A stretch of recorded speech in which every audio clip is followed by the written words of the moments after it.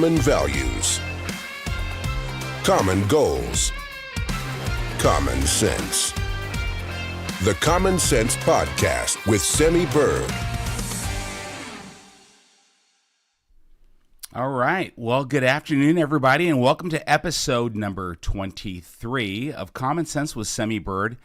Candidate, officially filed candidate with what? Wow. We did a thing today, didn't we? We filed for our candidacy for governor of Washington State. And I know some of you were like, Semi, are you going to file? Are you going to file? And everybody kept saying, are you going to file? Of course we're going to file, you guys. We've been working hard for over a year and a half, and so many of you have been a part of this journey with us. We were never going to let you down. Of course we were. We were busy. We were out there working with you, meeting with you. Oh my goodness. The last 7 days we've been on the road. And the day before yesterday on the west side, we did 5 events in one day. They darn near killed me. It's all good. My friend Mike, he was leading the charge. He knows. I told him, I said, Mike, put me to work. He said, okay, I'm going to have to change up how I asked Mike about putting me to work. But it ended with an amazing event in Kapowson. And wow, I want to thank those folks for showing up. It was a great event. Real people, real fun, love, good times, great questions. And that's what it's about, real people. And so today you'll see behind me, we did our little press event there outside of the voting office in Benton County and my home. It's where I live.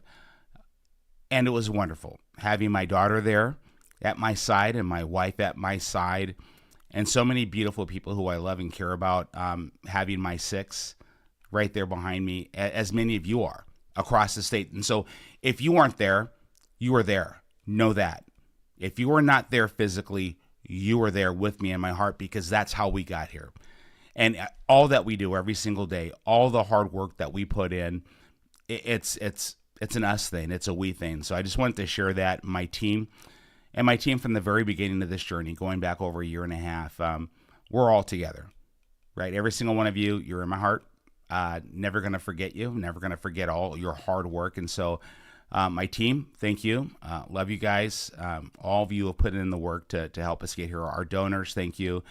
Yesterday I was in Clark County for a private meeting, a private event, and I was with some big business folks. And when I say that, I'm trying to form how to put this, but I want to put it as plainly as possible because that's how I prefer to speak.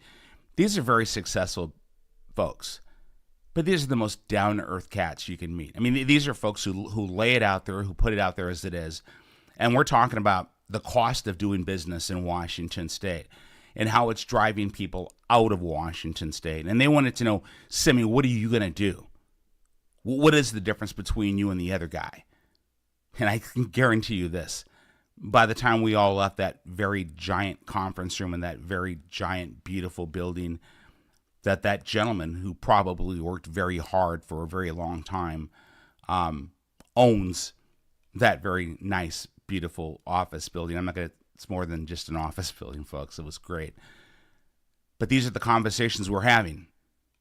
These are the people that I'm meeting with. And the coverage continues to increase and increase. And we're going to see a jump in donations. Things are going according to plan. And so never underestimate the strategy, because that's what we work by, strategy. All right, we're going to get to it. Today's about policy. And nothing better reflects policy than answering policy questions from all of you. And so for those of you who may be new to our podcast, what we do, this is all live streaming, as you know, and we print questions before we come down. And then we take questions from the left, and somebody's going to glance to my left just to say hi to my friends. Hello, my friends. Thank you for being with us today. Thank you for all of your support. Love and appreciate you. And yep, I see my pals here. So much support that I get every single day from you guys. And wait a minute. Let me see here. Many were having issues with how do you plan on dealing with the homelessness, drug addicts, issues. Using the National Guard, they're afraid of how much money it's going to cost. Okay, so this is a question from Dawn. Folks, where Dawn's coming from on this is simply, I have stated clearly that I intend on using our citizen soldiers and airmen to mitigate our homeless problem in Washington State. And simply this, we clear 10 acres of state land, and we are going to build the infrastructure for an inpatient care program where we're going to get our brothers and sisters who are living and dying in the streets clean from the darkness of addiction, because addiction and mental health is the root cause of why people are still out in the streets and dying in the streets. And there are some still that are there because, well, they have no place to go. But you have to understand that that is few and far in between. And some youth, couch to couch, I get it. I understand that. But when people are, again, getting high on fentanyl, and that is the cause because they can't do anything else but live from high to high to high, you know what it is. And again, many of you know that I lost someone dear to me last year because of it. So, no, the cost. We spent billions of dollars in homelessness, and it continues to grow out of control. It's an epidemic in Washington State, just like our mental health crisis. And so in the Guard drills 1 weekend every single month, 2 weeks in the summertime. These are professionals. They do this for their livelihoods, many of them. And so we have doctors. We have mental health professionals. We have drug treatment counselors. These are professionals who do this, again, every single day. And then they come as healthcare professionals, and they do this for their obligatory service 1 week in a month, 2 weeks in the summertime. And so when we add some more funds to this program, you're not adding as many or as much money to the program as you would with these nonprofit organizations that we created this industrial complex around. And where's the accountability? So with a program like this, trust me, the National Guard is very efficient and effective at what they do. I know because I've been there. I retired from there. They don't lose things. I mean, again, we're all human, but you get my point. They're very effective. So the cost is not prohibitive. This will be a drastic improvement, my friends. And certainly much better than just throwing them in prison on McNeil Island. So, no, we're not doing that nonsense. And so there's the answer to that. It'll be well thought out, it'll be well planned, and it'll be well executed with precision. And that's what our military does very well. Strategy, planning, and execution. You go to the top, you go to the best if you want to get something done, and that's who we're going to. So there's that, and we'll answer more. We'll lay it out. Transparency is how I roll. And so before we put a plan into play, we'll make sure everybody understands what they're going to get. This is the difference within our administration in 2025, as we'll be transparent in what we do. Much more to say about that. So we're going to go to questions. Just printed, haven't seen these, and so if I look shocked or surprised, and if there's something I don't know, I will tell you I don't know. Kathy asks, how do you feel about what's going on at the University of Washington, and what would you do about it if you were governor? So, Kathy, it's sad to see that you have these tent cities that are being pitched, and University of Washington is supposed to be a premier learning center for higher education. But yet the focus seems to be facilitating these networks of protests. Is that the intent of our universities? Is that where federal and state funding is going? Is that the intent? And I can guarantee you the answer is no. And for the parents who are paying for their children's education, is that your intent for your children to go there? And if you have families of Jewish descent, do you think it's fair for any child or any citizen or student to have to navigate hate in order to get to a class? No. And let me say this. I haven't seen all of the reports, and I'm looking forward to seeing them. But what I did see was an independent journalist, Jonathan Cho, who was allegedly, I'm going to say that because I haven't seen everything yet, I've seen some of it, was assaulted, attacked by allegedly Antifa. In any university that would allow Antifa on their campus, when someone shows up to a peaceful protest with body armor on, masked up, all in black, what do you think they're there for? Is that another summer of love? Like Bob Ferguson facilitated with Chop and Chaz, and then the next step is to start unloading M16s out the back of a Prius right before he takes away our Second Amendment rights? I mean, the hypocrisy is astounding. So my answer is we will honor our right to peaceful protests, our freedom of speech.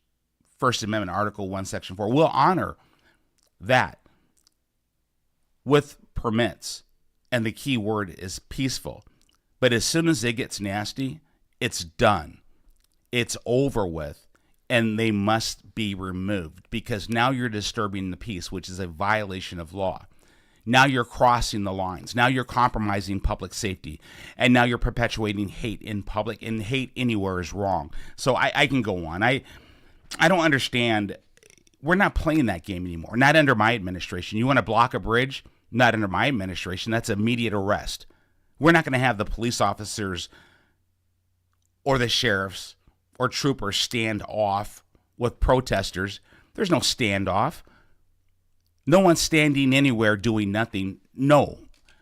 It's immediate removal because you're blocking traffic. You're a public menace, and it'll be removed. So, no, Kathy, that's how we're going to roll. We're going to protect and maintain public safety. We're not going to support, perpetuate hate. And where's university police when this stuff is happening? So, no, I'm not taking away anybody's rights. It's my obligation under the Constitution to protect and to maintain the individual rights of citizens. And I will do that. I will never and not take away anybody's constitutional rights, period. Whether I agree with it or not, I won't. But we will maintain order, and we will not support hate in any way whatsoever. So, Susie, I'm pleased that you're going to remove our state as a sanctuary state, but how will you get rid of the illegal immigrants that are already residing here? And so, again, this goes down to my left and right limits under the law. Back to Article 3 of the Constitution, I have an obligation to simply say this. My left and right limits are as state governor, not as a federal agency. So there's a lot we can do. And we need to start with, well, I believe there's going to be a proposed initiative. Representative Walsh has been working on an initiative that is going to facilitate cooperation with ICE so that we can start enforcing the laws, federal laws, because illegal immigration falls under federal law. And then any state laws that we have that supports illegal immigration, I'm going to work with our legislation to repeal because it is just simply that, illegal. And so me exercising executive authority to remove our sanctuary state status is just the beginning. But there's a lot more things that need to be accomplished to facilitate it. We'll talk about drugs and distribution and many other things here shortly, depending on what's asked in the questions, because apparently a couple other candidates' law and order policies were released today. And I find it, I don't want to say amusing, because the crisis that we're facing with lawlessness in Washington State it's nothing amusing. But it's interesting that the press picks it up today. And they say, and they sent me a thing, to comment on. And naturally, I'm out working with our citizens to listen to you and campaigning. My policy and law and order has been out, since last year? Hello? Yeah. Maybe look at candidates who actually have solutions with actions and not playing these reindeer games for media and press coverage. I'm not a career politician. Sandy, there needs to be a cap on rent, especially for the elderly and disabled. Are you going to be able to do something to protect us disabled and elderly people from losing our homes? So, Sandy, there's a fine line in that. Now, as a consultant and a business person and someone who understands macro and microeconomics, I don't support capping and messing with small business on minimum wages and rent caps. And here's the reason why. You have to understand the root cause. The cost of building units has at least doubled. And the reason for that is because of these climate change, cap and trade, whatever you want to call it, these climate change regulations, energy code regulations that have been put in play. March 15th, it's called the 2021 Energy Codes that was put in place, but March 15th of 2024, just a couple months ago. It's costing us greatly. And builders have to raise their costs. Developers have to raise their costs for apartment units because it costs more. And I can go into the ERV, the water heaters, the size for ADA. Everything is changing, and that gets passed down to seniors and for young people. And we're going to talk more about it. I'm going to have one session dedicated just to that, so people understand when we talk about housing issues. I want you to understand the root cause of housing issues. And the root cause of housing issues is caused by the overregulation of this state government because how it's been mismanaged for years. How did we double our budget in 10 years? That makes no sense. It's at $72 billion in 10 years. This is the nonsense that they're doing. Anything for climate change. And that means driving out the middle class and creating a whole new class of poverty. Young people can't afford a house. And young people and elderly can't afford to live in urban communities anymore. No, Sandy, I'm with you. And here's what I will promise you. I'm going to work to reverse this nonsense that is causing our seniors to be priced out of housing. And no, we will not be ever approving an increase on property taxes, not under my administration. So that's not going to happen. Okay, I'm going to bounce over here to the chat window because I can see this thing on my peripheral. A lot of things are happening, you guys, and so bear with me while I get my mouse to cooperate with me. Okay, we're going to bounce over here. I'm going to see if I can go back up and catch up with whatever you guys are doing. And, oh my goodness. Okay, here we go. Oh, I love it. Let's see here. All right. Trying to catch up. Trying to get... Lori from Buckley, hello. All right. We got a lot of highs. Thank you guys for your support. I want to get to some questions. And so it'll help a lot. You guys, if you guys don't understand, there is Ballard. Yep. Spend a little time. There's a lot of chatter. So what I would ask you guys to do is to put like a question about behind your statement so I can see. And so Jordy asks, what are your personal thoughts and beliefs about abortion? Jordy, do my personal thoughts and beliefs matter about abortion? Okay. Unafraid. Well, it's science. Well, life begins at conception and ends with natural death. That's my personal beliefs, but it's also science. I hope that was straightforward. See, some people run from that, and I don't. But let me say this as governor.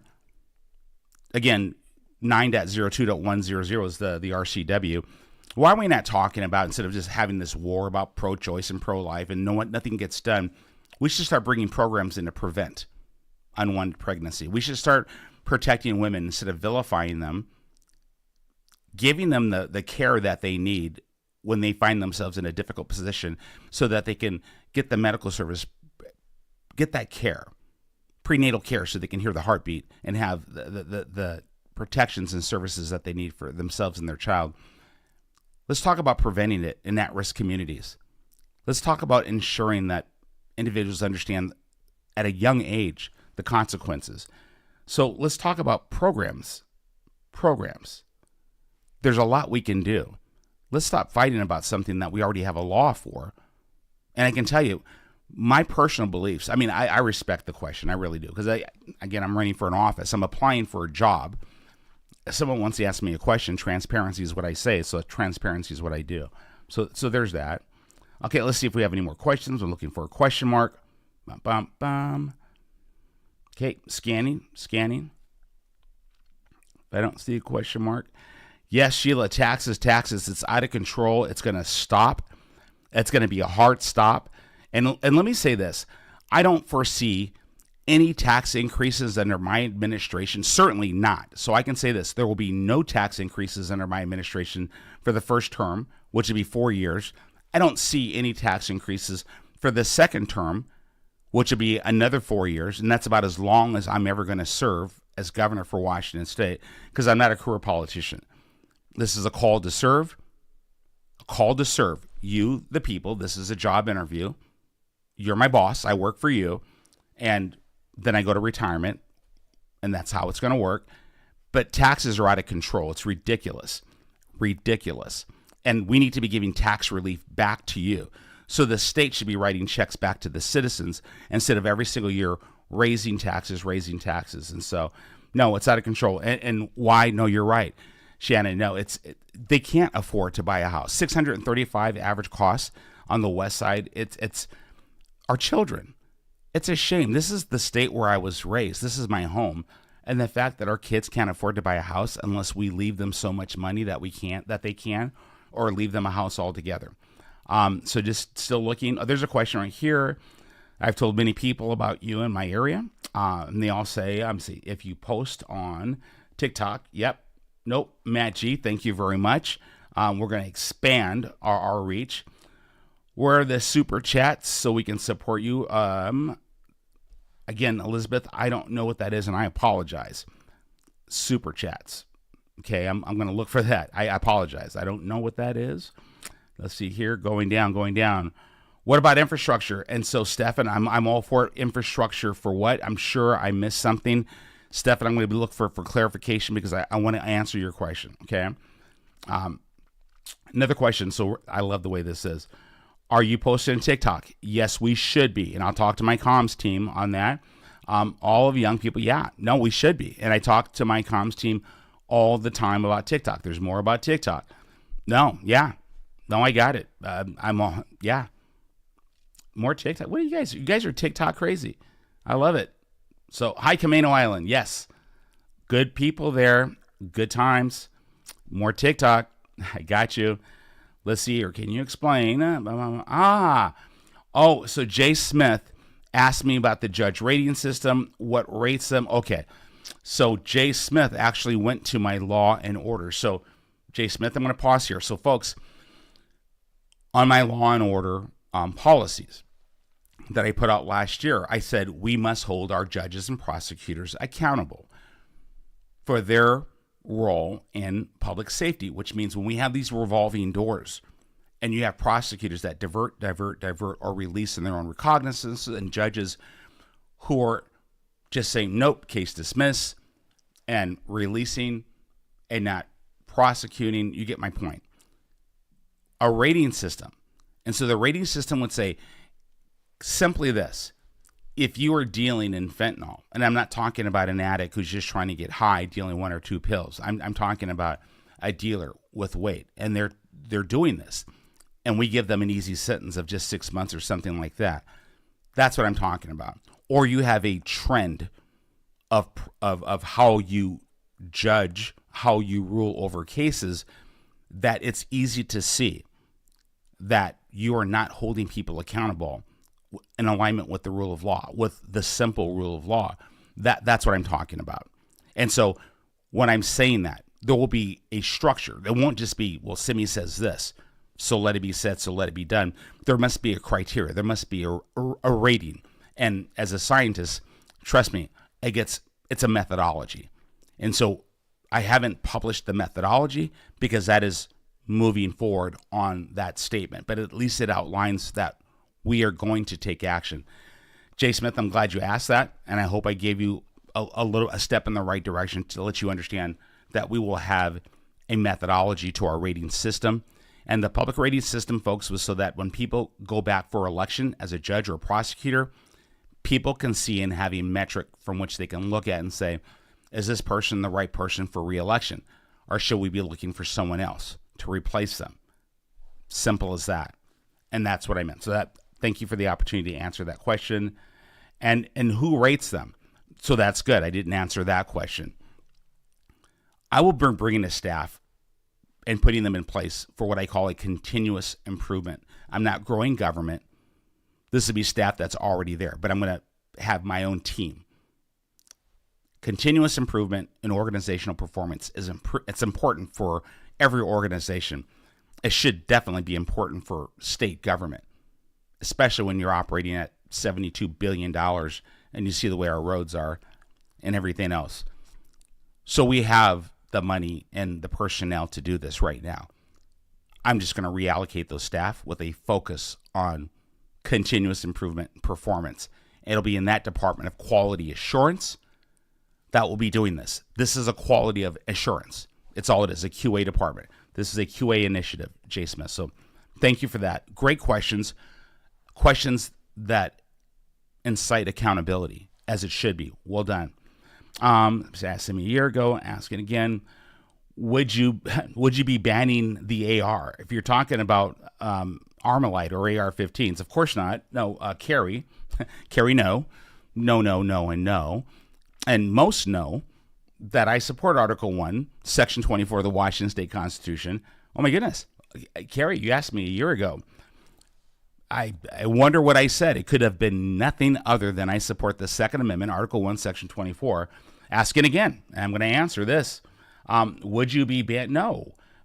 Where an FFL in our business is hurting. So I'm going to pause here. So if I don't know how individuals miss this, I say it everywhere, but that's okay. It's a big state, and there's a lot of things going on. No. The MAG capacity ban, the assault weapons ban, these are unconstitutional. The Ninth Circuit Court, Judge Benavides last year, ruled it as being unconstitutional, specific to the magazine capacity ban. Article 1, Section 24 gives us more rights under the Second Amendment, which is the United States Constitution.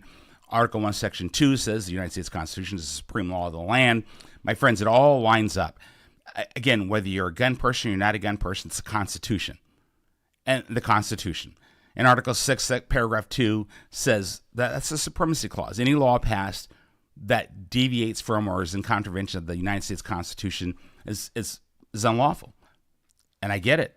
So, no, again, Carrie, those are unlawful, wrong laws that must be repealed. So, to answer your question again directly, no, I would never be banning. By the way, they've already been going after our assault weapons, and so now I'm familiar. And also for FFLs, they have been driving our FFLs, right? Our firearm licensures, our dealers out of the state for over a year now, and the laws they're trying to put in place with the cameras and the storage of the cameras and the videos and the bars and the safes, again, it's out of control. And it's like the carbon tax. They're trying to do away with any weapons in Washington state borders, like they're trying to do with anything that produces carbon in Washington state at your expense. So no, we're not going to violate the rights of our citizens. I will uphold the Second Amendment in Article 1, Section 24 of the Washington State Constitution, which gives us more protections, by the way, even more than the Second Amendment. Thank you. And what are you going to do about men and women's spaces? Well, in schools, certainly, our children deserve to have their innocence protected, and they deserve to be protected, because when a parent drops their child off at school, they're not turning their children over to be raised by state government. No, I don't support that. I think it's wrong. And if a child wants to identify as a girl, so if a boy wants to be a girl and wants to identify as such, and we have a law as such, here's what I say to that. Schools are for educating children. Let parents be parents. Let children be children. When an adult becomes age of consent, an adult, let an adult do what an adult wants to do. But schools are for learning. Period. So if you want another stall, not in the same room, a unisex bathroom, then I think at a local level, parents should be able to say, bring in a unisex bathroom. But no, we're not going to have boys and girls' locker rooms. That's wrong. That's wrong. And that's not me discriminating against anyone. That's me protecting our children, the innocence of our children, and not forcing the beliefs of one person on other people. It's staying true in protecting the rights of our citizens. Article 1, Section 1 of the Washington State Constitution. That's it. And so I hope I answered your question, but there are laws and rules now that are in the books. So it's not as simple as I made it to seem, but you asked me the question. I will work to protect the innocence of our children. That's what I wanted you to learn from me. Kind of like the other gentleman asked, what are my views on it? That's my views. Let's see, here we go here. Here's question. Okay, and this is done well. What can you do to protect homeowners from losing clean, safe, and vital natural gas in their homes, at their eateries? Okay, so this is, and backup power generation. So this is from Pacific Northwest. There's a law that was just recently passed in the last short 60-day session. People call it a natural gas ban. It's technically not a ban, but it's taking steps to move towards not providing natural gas to our citizens, mostly specific to Puget Sound Energy. And those of you who live on the west side of the state who has Puget Sound Energy, provide your natural gas or your natural gas sources. On the east side of the state, it's Avista, I believe, is the largest producer and supplier of natural gas. They're incentivizing PSC to move away from natural gas, and that's why you're going to start seeing your electrical bills go up if you're not already seeing it. So we have an initiative, I believe, that also Jim Walsh is proposing, from what I understand, to repeal that terrible law that was passed. And they put an emergency clause on it so that you can't have not a resolution, but it's going to come to me. It has to be an initiative, right? And so that, I believe, is being proposed. And if not, I'm going to move to support that or repealing. One way or another, it needs to go. Natural gas burns clean. It's good. It's a good alternative. And during this last cold snap, a lot of you in the Puget Sound area were receiving text messages saying, ease up on your electrical usage because, it's putting a strain in our system. Well, natural gas was the alternative. Could you imagine if we did not even have natural gas for our natural gas fireplaces? My friends, imagine what state we would be in then. And keep in mind something else, you guys. As they continue to move towards this climate change and all 100% electric, because that's what they're wanting to do. 100% electric, cars, utilities, everything. So if you have a classic vehicle, get rid of it because they're trying to get rid of it. That's right, everything. Our electrical grid cannot withstand full everyone using it the way they may want to use it. It needs to be redone, rebuilt.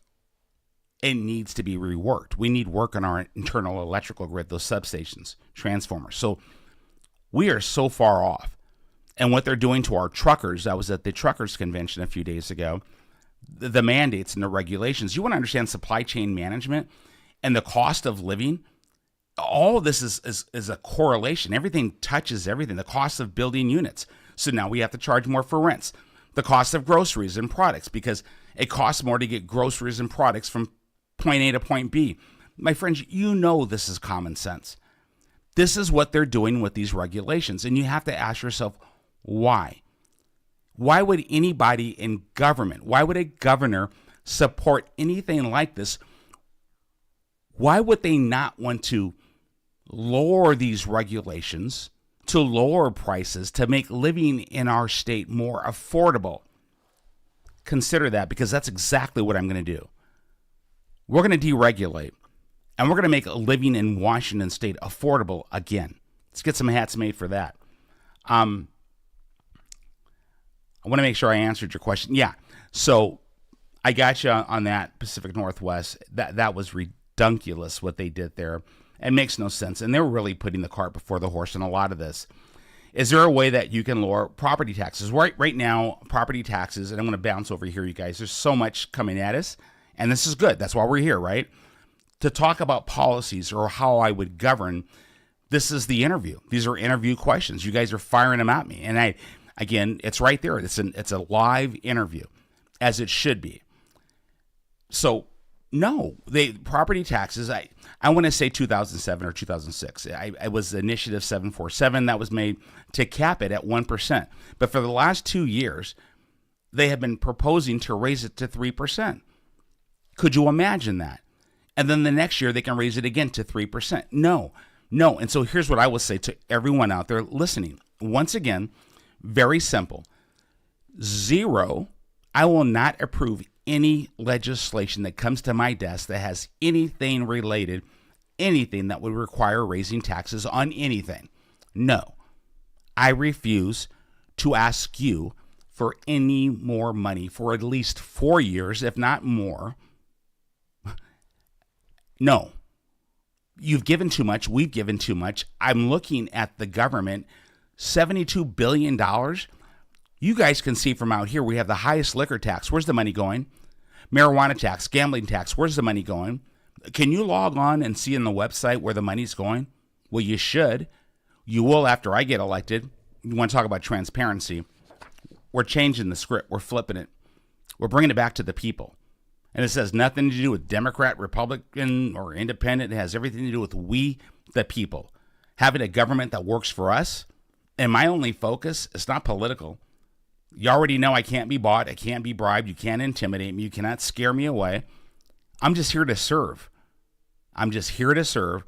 You're hiring me for a position to go to work, not to be elected to a space to hold down for a party or for special interest groups who think they have favors with me, because no one has favors with me except for right?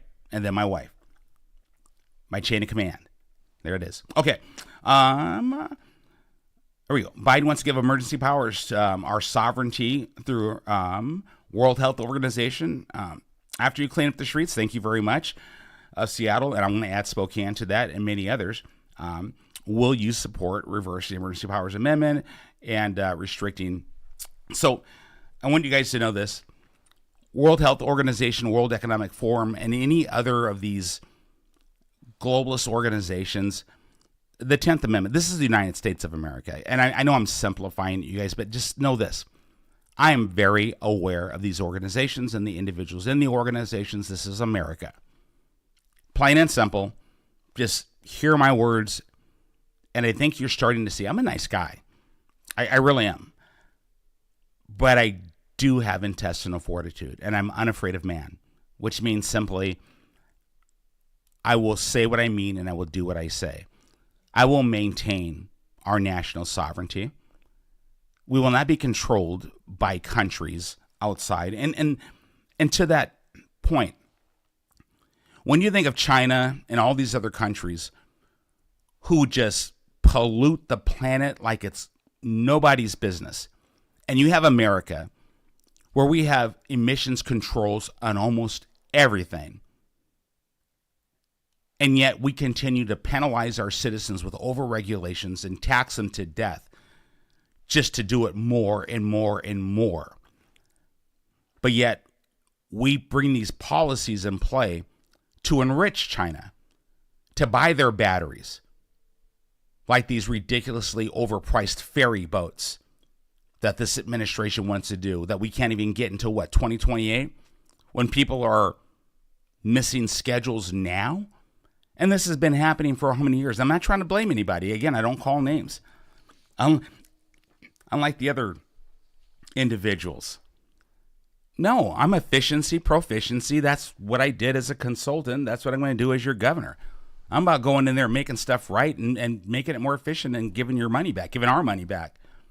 I'm not buying into this nonsense anymore. So, no, we're not going to be owned by any of these globalist organizations. So, no, I will take a stand for Washington State, states' rights, 10th Amendment. I understand how it works. Dina, currently Governor Inslee has executive orders for illegals. So I think we talked about this, right?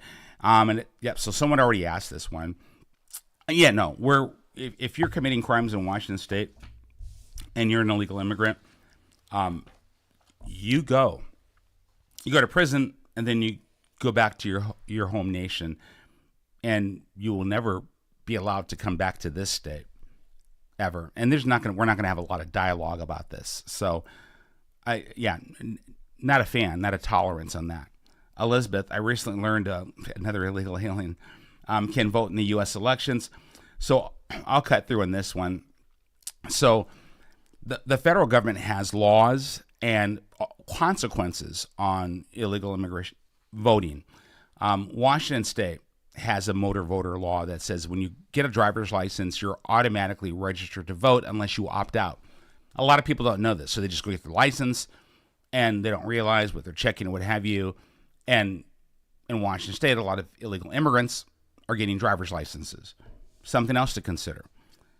That needs to be changed. and I'm writing an election integrity bill, and I'll put that out there so everybody can see. So no, we need to protect and maintain the integrity of our election system.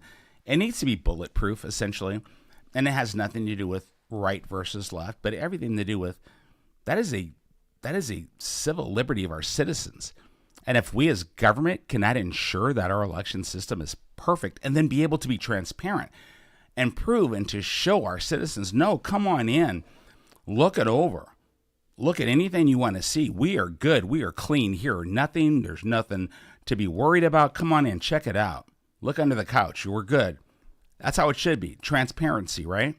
So everybody feels good. If the Democrats win, it's good. The Republicans win, it's good. The Martians win, it's good. So no, we need to be that way, above reproach. And the reason government should do that is because government serves the people. And these are the people's rights. Olympia is the people's house. Government serves the people. That's how it's supposed to work. You can call me idealistic, but this is a constitutional republic. And the only way to maintain a constitutional republic is for we the people to self-govern. And that's what our campaign is all about. That is what we are all about, giving that power back to the people and waking people up to understand, you know what? It has nothing to do with the color of your skin, your religion, how you choose to live your life. It's about us coming together to say, you know what? No. I want clean streets. I want better schools. I want to be able to afford to live in this state. I love this state. Yeah. I need someone with common sense to get in there who works for us and not for the political class or the wealthy elite. That's what I want. I hope that's what you want.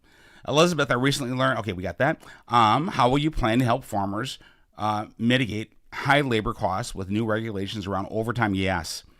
So that came out last year. It is, and it's really small growers as well that are feeling this sting.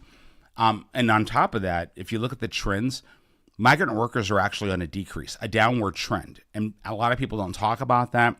So if you're a small grower, you have this H2 program that for the large grower operations, it actually raised the rate. I think it's like $19.60 or something. Guys, I could be wrong on this, and so please don't judge me harshly in this. But it's higher than our minimum wage actually is. And so the small growers, how do they compete with that? When the big corporation, the big growers are paying this higher wage for these contracted workers to come in. And so we have to look at that, these regulations. And then there's also, I hear it all the time about water rights. And when you have people who buy farmland or agricultural land, and all of a sudden now people are talking about, well, we have rights to your water rights, or no, you don't. It's in the closing documents when it was signed. The easements were already defined. Water rights are defined at closing, and government should not have any access to those rights either. So again, we have to start looking at what is right and what is wrong. Weaponizing government, ecology, or anybody else in our growers. We're talking about national security. Food security is national security as far as I'm concerned. Agriculture is our second largest industry in Washington state, second to aerospace. Why would we not incentivize protect? And again, small growers, as far as I'm concerned, are just as important as big grower operations. I have a problem with the big corporations stepping on the little guys and girls. I have a problem with that. It doesn't seem right. And by the way, small business owners will be protected under my administration. You can call it a bias or whatever you want to, but I'm a statistician, so I will say this. 50.7% of all people who work in the state work for small business owners. They're the lifeblood of our economy. It's not my opinion. It is just a fact. We should incentivize entrepreneurship. We should deregulate with this nonsense so we can make housing more affordable, pull back on these ridiculous energy codes. I mean, I was just in Spokane. Builders there from Spokane County can go right across the border, build in Idaho for a lot less and make a lot more money. Think about that. And then now all of a sudden we're short housing units in the Washington side. You get where I'm going, guys. It's common sense. But if you only knew what's behind the doors and what they're doing and how it's hurting people, there's problems, guys. And again, I'm not a hater. I'm a fixer. I'm I got nothing against Bob or nothing against Jay or nothing against Dave. And I'll let them call themselves names and play their little, noise games on news and TV. I don't do that. I'm focused on solutions, and that's why we're talking today. Thank you for your questions, guys. If we have time, I'm looking at the time, I'll come back here. I want to bounce over here and answer some more questions from my chat. And by the way, for those of you who are tuning in, we have, Rumble, Twitter, Facebook, YouTube people jumping on. So we have a combined in one chat window. That's why you see me scrolling up and scrolling down. You're like, what the heck is this guy doing? And why can he not just see a simple question? They're all squished into one little window. So give me a little grace, and I appreciate you guys. We talked about property taxes. Yes, Lori, boy, I'm going to work my way down. And thank you, you guys. And thank you for your kind comments over here. It makes a lot. Support the farming communities over here. And Susie, no, thank you. And thank you, my friend, my dear friend. That's just the taste. I mean, our growers are huge to our infrastructure of Washington State. We need to ensure, we need to meet with them. We need to sit down with them. We need to talk to them. These gentlemen that I met with in Vancouver, and gosh, the truckers, the truckers I met with in Idaho, but they're Washington Truckers Association. I've been following the laws and everything with our truckers because it's supply chain management. I'm a geek. So what you're going to get real quick, I'm going to pause. I'm going to get back to questions. You guys know I got a big mouth. You know that. I'm a geek enough that I learn, I understand, business consultant, behavioral scientist for organizational. So organizational structure, performance. You have to know macroeconomics, ledgering. You have to understand that. You have to understand Lean and Six Sigma, HPI, human performance improvement, quality assurance, all these different paradigms to make organizations structurally better, leaders more effective, more efficient. You need to understand those things because businesses run on money, right? And so I've been doing this for years. And so if you understand that, I hope you can understand the value that I will bring to Olympia when you put me in office. I'm going to work, pure and simple, nothing professional, just to go do the job. And yeah, I think the personal part is I love my state. I love my country. It's my home. My daughter is 17. I want her to be able to afford things without me just giving them to her because I don't give my kids anything. I have two other amazing daughters. When I say other, that didn't even sound right. Those are my babies who I love with all of my heart. I'm so proud of them. We talk every single week. They are doing amazing.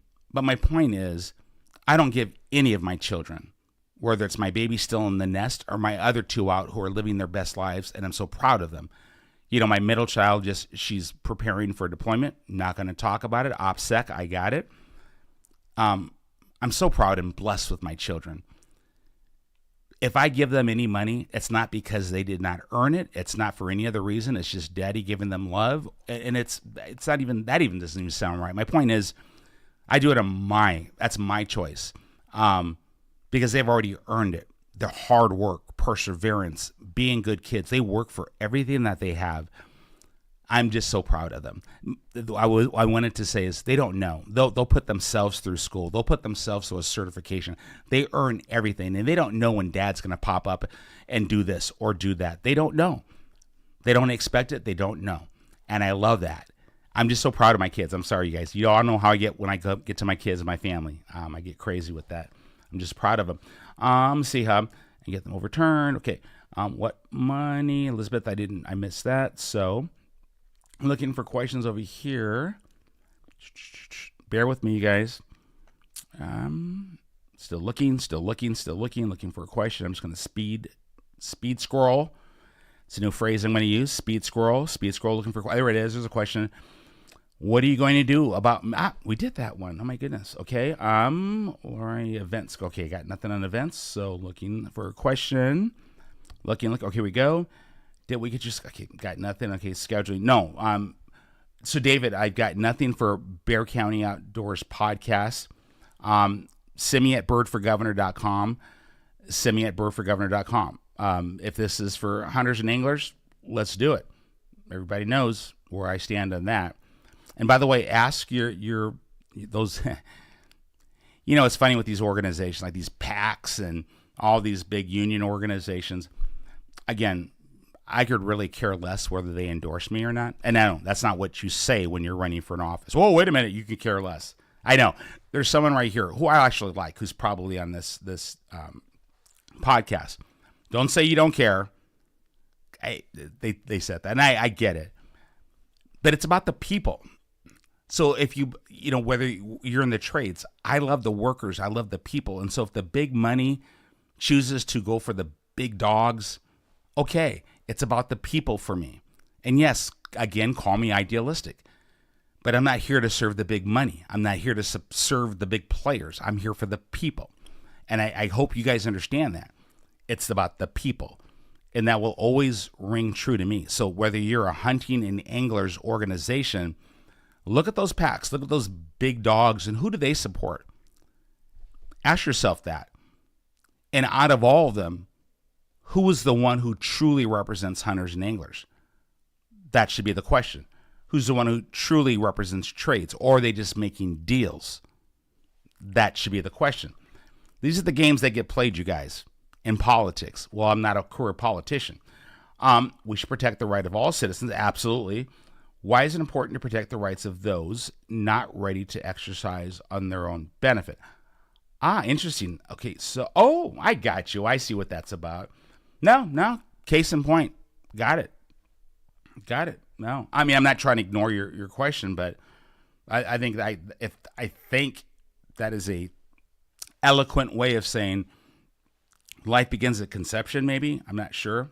It's just they didn't identify. It was like a two baby eyes with a big eye, lowercase, uppercase.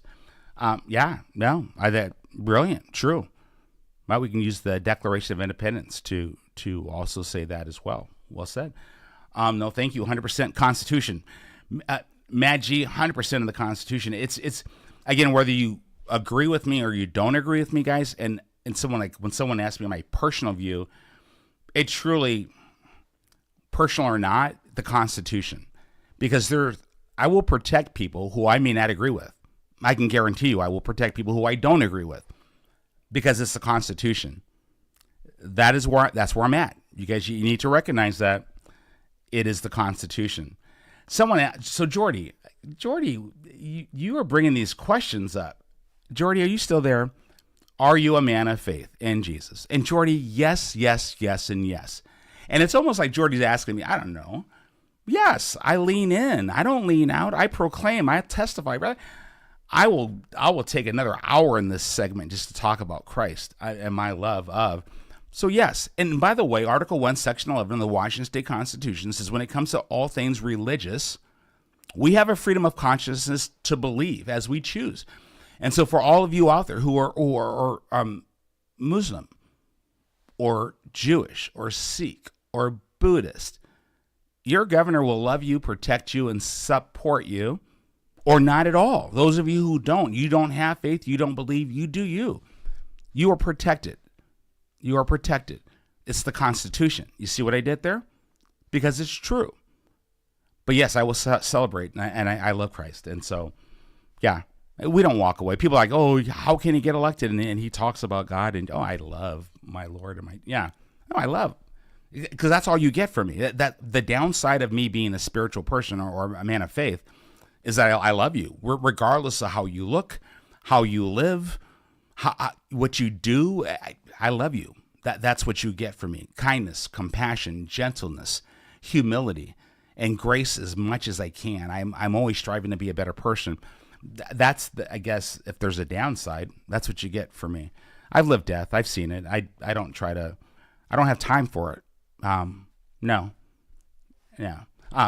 Thanks for the question, Jordy. I know Jordy's looking forward to meeting you, Jordy. All right. You got some 2A, gave you a bunch of 2A questions and answers, gave you that. Looking for questions? Okay. I'm getting through some stuff, y'all. Good evening, Lynette. Okay. I think there's a question in there. What day okay, wait a minute.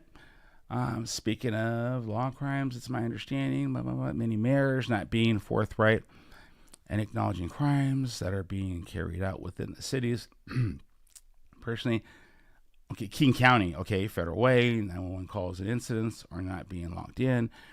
Lynette, yeah. So whatever's happening in good afternoon, whatever's happening in King County or in Seattle, and I want to make sure I get to the question. We start holding these mayors accountable. So this is important, and this is good, and I feel for you. What I want to say is this: tyranny, not a good thing in the chief executive office of Washington State. My job is to protect you. My job is to honor, support, and defend the Constitution of Washington State and the United States of America. And the reason why that's so important, I know people go, well, that's just that far right whatever talk. It's not. It's civil rights, right? All that rolls up in there, right? The Constitution is to protect us from government. And to have a governor who doesn't overstep his or her authority, that's important. And that's why I said, whether I agree with someone, I will protect their constitutional rights to disagree with me. That's the way it's supposed to work. That's the kind of governor I will be. I will honor the Constitution. So this, we're talking is self-governance. It's layer cake versus marble cake. Will I blend my authority and power and get down into city government, messing with mayors and county commissioners? I should not. I won't. That is taking power from you and from we the people, because it's we the people who must self-govern from our positions in our townships to say, I will not vote for you. Whatever you're doing, whoever's administrating, city managers, police chiefs, county sheriffs, who's ever administrating, if they're not doing it right, we must hold them accountable. And it is our obligation as citizens through our vote to hold them accountable. So this is something, but I'm always open to listen, to learn, and to discuss. But exercising my authority from the highest office in the state to come down and infringe upon the territory that should be controlled by we the people, I won't. It's wrong.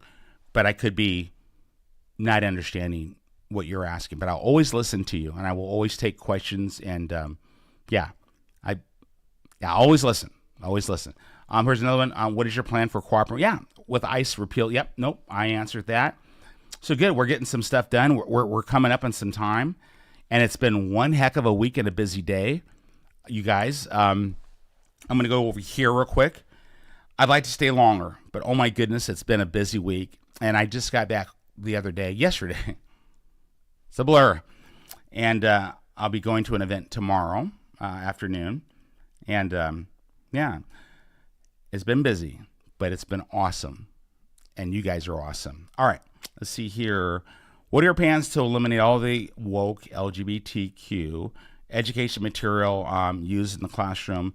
Get back to teaching history. So I'm bringing an education reform bill to work with that other bill for election integrity. And I'm sure there'll be more. Well, there will be more. A law and order bill. What I posted for my law and order, that's just a taste. We have youth crime. There's a lot of things. And so I've just been busy, but I like to write.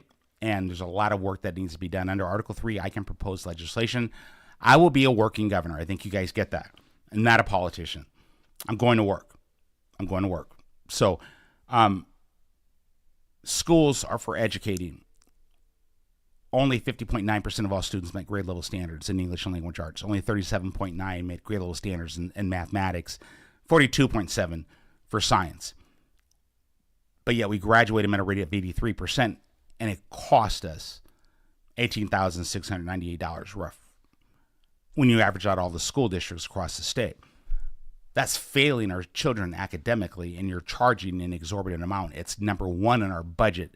44% of our budget, billions of dollars in education. They're closing down schools because people are pulling their children out of schools, out of the public school system, because they don't trust the public school system. Now you know why.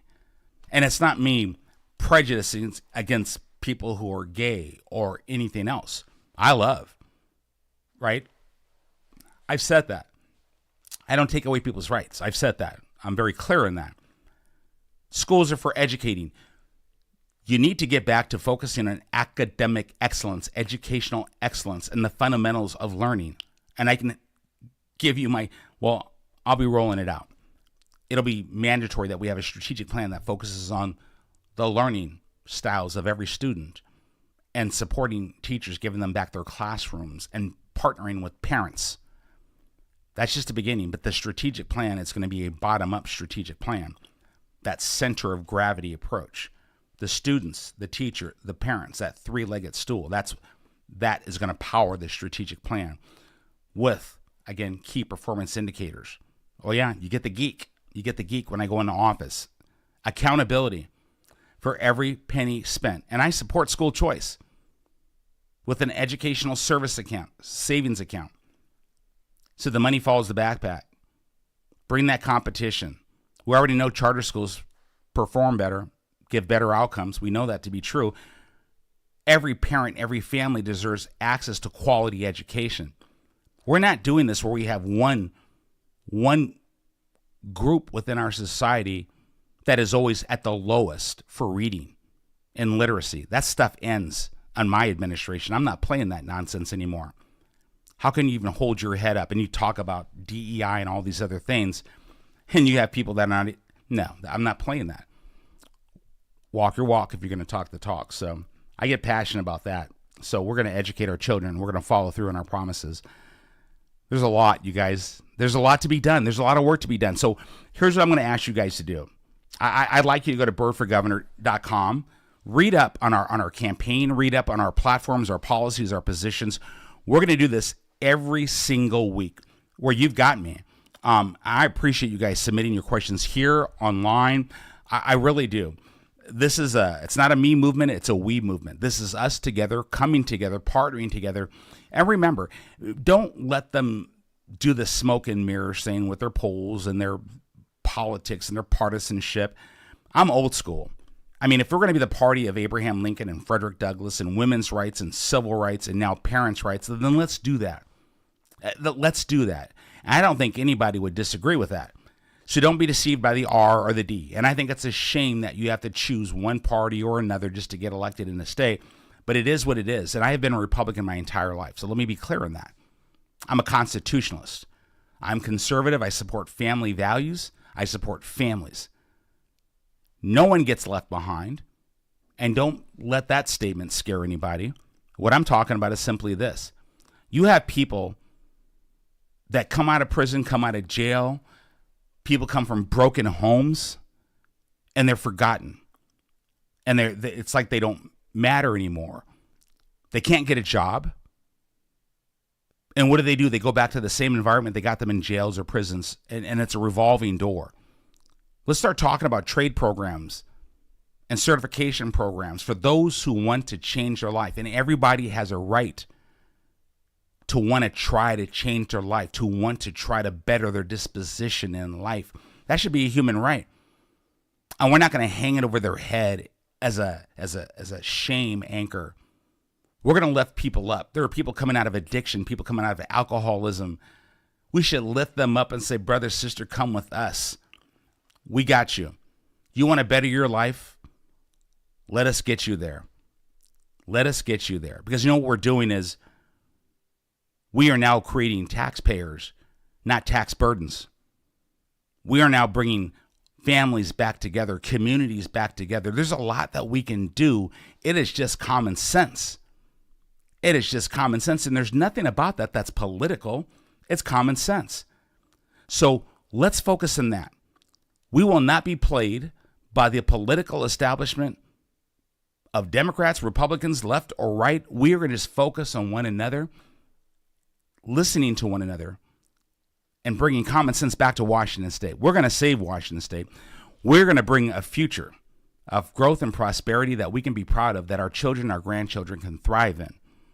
That's what we can do. Go to birdforgovernor.com. Please give what you can give. Every little bit helps. And don't worry, the money's coming. Don't worry. Don't let the smoke and mirrors scare you. Trust. We're going to do this thing. God bless you guys, and have a wonderful weekend.